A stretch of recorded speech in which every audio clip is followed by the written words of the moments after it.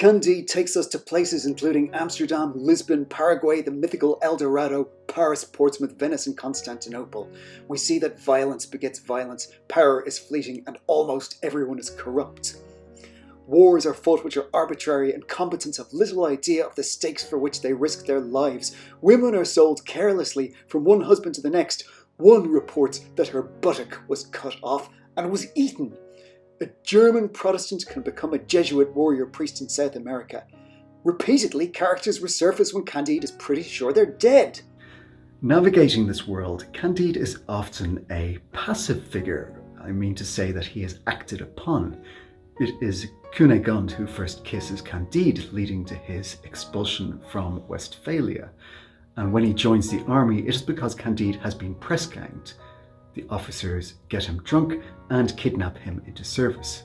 Candide often feels that he has been manoeuvred into situations, as he laments when, unfortunately, he murders his prospective brother-in-law.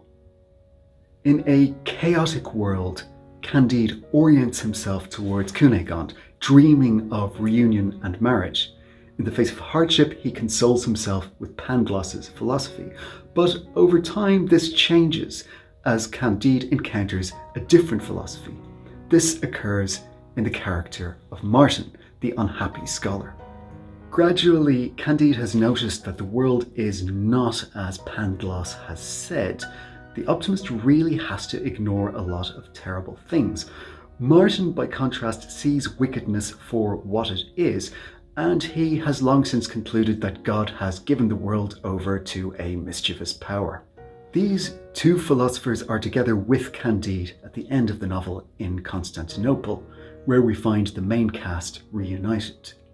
Here, an old Turk tells Candide that hard work banishes the three great evils: vice, boredom, and poverty. Martin says that working without arguing is the only way to make life bearable. Pangloss continues to philosophize, telling Candide he should be thankful that the chain of events in this best of worlds has brought him here to Constantinople, where he eats candied fruits and pistachios. Candide replies with famous ambiguity that they must work in the garden. It's been a hotly contested ending among readers who believe that it contains the whole point of Voltaire's satire. But what does Candide mean? Is the garden allegorical? Some believe that Voltaire is hinting at the cultivation of revolutionary activity to fight tyranny. But some read Candide's words as an utter rejection of political activity, that the work in the garden is entirely literal. The meaning here is that the only way to make life tolerable is to keep to one's own affairs, to live modestly, to try to stay below the radar.